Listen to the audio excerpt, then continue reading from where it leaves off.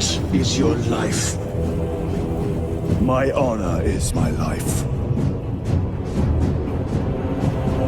What is your fate? My duty is my fate. What is your fear? My fear is to fail.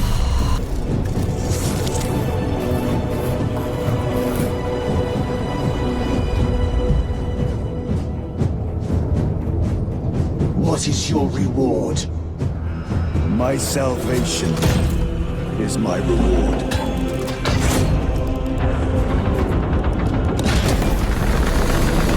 What is your craft? My craft is death. What is your pledge? My pledge is eternal service.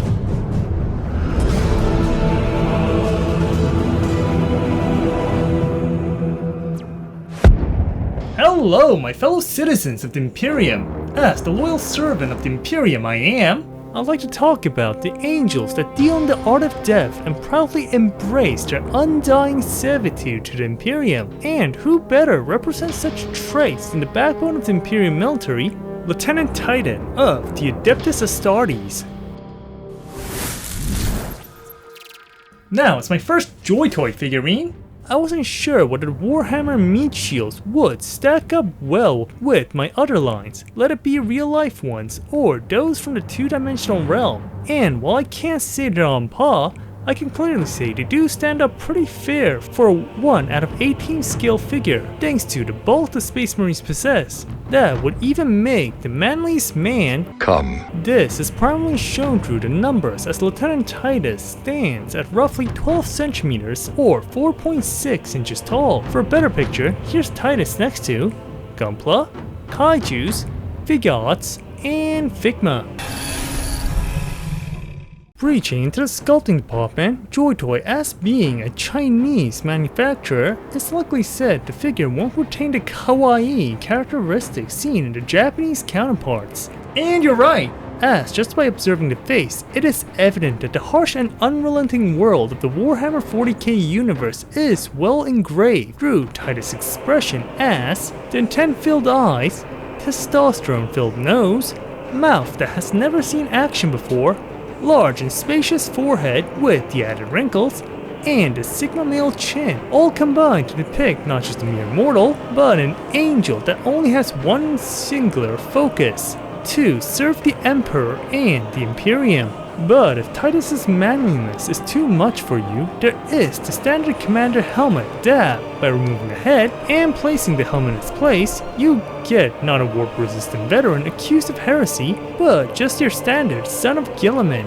But you can't ignore the manly Riz-infused nature of the helmet, from the German Stahl helmet as top, small but inverted eyes, the cross mouthpiece to the breathing aids on the sides, that not only fulfills every man's brutish fantasy, but is slightly reminiscent of another design. Kill the heretic!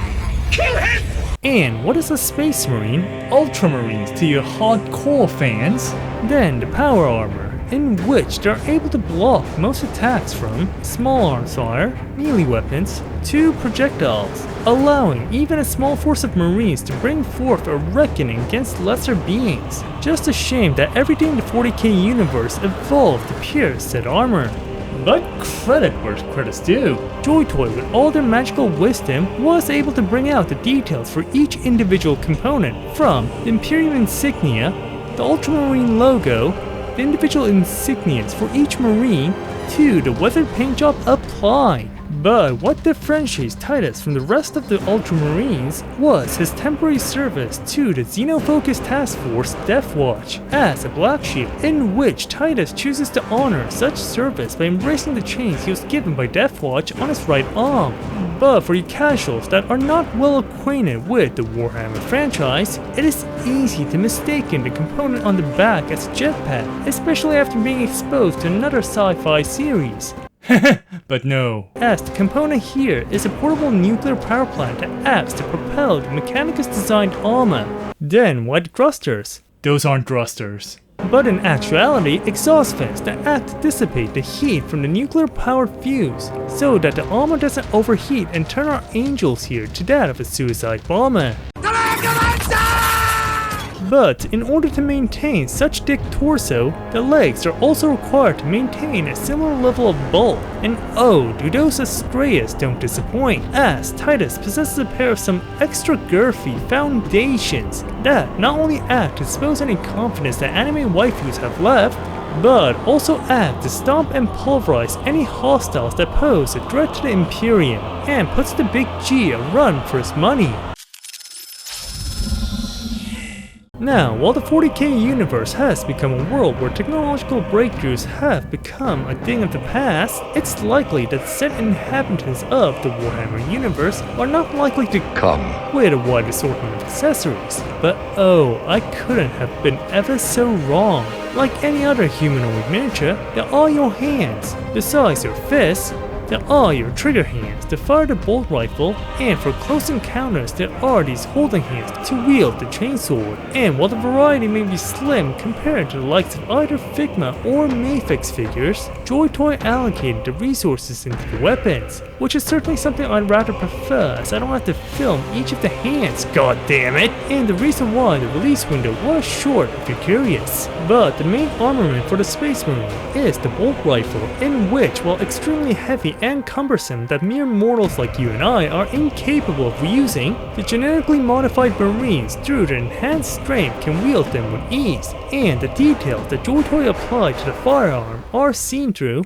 the Ultramarine insignia, the box magazine with the inner ammo being fully exposed, to even the two-way strap, which when wielded by a Space Marine is capable of laying down the vengeful wrath and furious anger that the Emperor has in store. But when Titus is left in a confined space and requires consecutive fire, there is always the trusty bolt pistol that, while might lack the firepower to that of the rifle, still retains the stopping power to either burn the heretics or kill the Xenos, and just like the rifle, retains a similar level of details and the perfect firearm when used hand in hand with the chainsword. Talking about chainswords, when the Marines lack the firepower from their primary and secondary, and under extensive attacks from a swarm, the Astartes are equipped with the iconic chainsword that, with the electric-fueled chainsaw blades and the innate strength that the Astartes possess, makes it a formidable melee weapon to the eyes of any Xeno scum or heretic that has the misfortune of coming across the Adeptus Astartes. But if you're not content with the pistol coming out of mid-air or the run-of-the-mill pouch on the belt, there are these two pistol holsters, and while not something new, do add and recreate the specialized nature of the Adeptus Astartes, especially with the Ultramarine Codex attached. But if you want the pistol in use, there is this alternative holster with the pistol absent, which is perfect when recreating when Titus is using his sidearm at close range. But do you recall the non-booster mini power plant?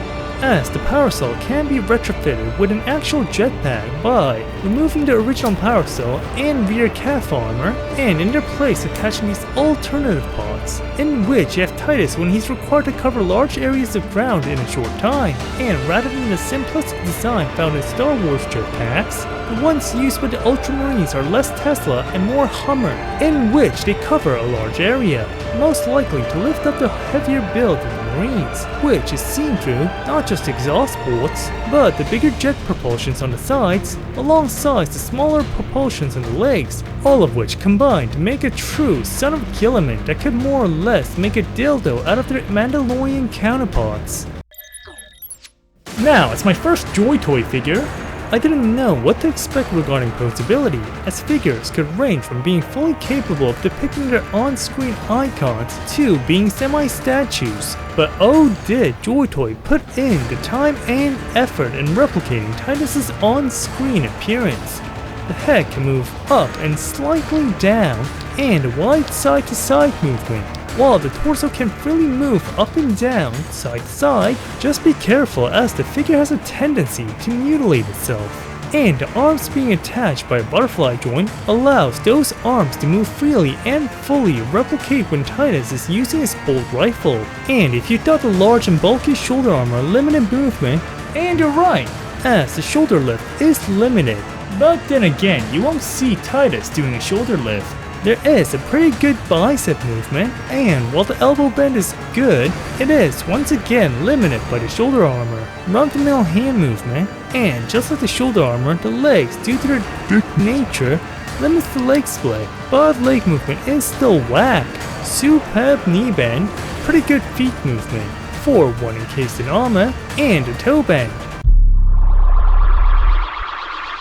Regarding my thoughts on my first Joytoy figure, Titus here stands tall and proud, as the son of Gullieman should be, as Joytoy fully expressed their love of the Warhammer franchise, in which the sculpt and color supply put even detailed anime-styled historical figures to shame, the impressive range of movement, even with its bulky armor, that puts most anime waifus to the gutter, and the impressive assortment of accessories that combine to unlock the full potential of the Adeptus Astartes. The only gripe I have with this figure is that I wish it came with additional faces. But then again, it is a nitpick at this point. I would recommend Lieutenant Titus over here to any collector out there right now, in order to spread the holy word of the Emperor so that he could purge the heretics and Xeno filth from the face of existence.